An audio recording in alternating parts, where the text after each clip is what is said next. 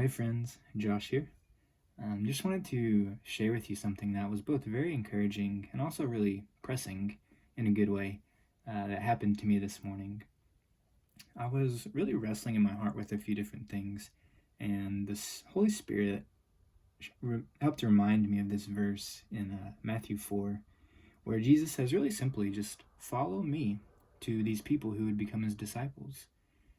And that was a really pressing thing for me this morning because I felt the Lord saying, Josh, I'm not real sure you've surrendered everything this morning to me in your pursuit of being my disciple. Specifically, in relation to his teaching the next chapter over on lust and sex and our hearts, where those things aren't just physical things we shouldn't do, but those are states of the heart and submissions of the heart and of the will and of the desire to him. And that's his teaching on it. And so I was really confronted with the fact that I'm not sure this morning my heart really had sold out to that teaching. So I was thankful that God was gracious to show me that. But immediately I was in this place of like condemnation and guilt and almost depressiveness because I was going, dang, I'm not all that I should be. And I think many of us find ourselves there when the Lord sort of presses. Because we have this fake understanding that to be a disciple is to be perfect. And if you know anything about the disciples in the scriptures, you know that they are immature, lacking, sinful, weak people. One story that really highlights this is the transfiguration of Jesus, where he goes up onto the mountain, God's glory sort of falls on him, and two disciples see it. Then the next chapter, we have the group of the disciples arguing with each other about who is the greatest disciple. And so this juxtaposition of Jesus is showing him, the disciples, that he is God. And the next chapter over, all of that's forgotten in the pursuit of who's the best disciple. Immature, right? And yet what is Jesus' response to that? To shame, to condemn, to push away?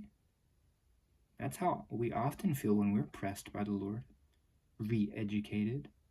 And yet, it's like Jesus is kind, gracious. Yeah, he's got some tough things to say to them because they're following him. He's their teacher, and so they need to submit everything, including the states of their hearts. But the encouragement for us is this, and it was very encouraging when I saw this, that Jesus, in our pursuit of being his disciple, is not after our perfection, but he's after our receptivity and our humbleness to his teaching. So the question of a mature Christian, of a mature disciple, isn't, will I be perfect in every way of following Jesus?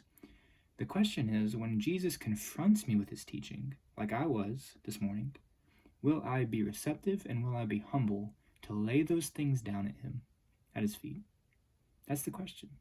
And that's beautifully encouraging because it normalizes the fact that we are immature Christians, and the Christian walk, the Christian journey with Jesus of being his disciple is not some pursuit of perfection, but of us continually and daily learning, being humbled, and being taught.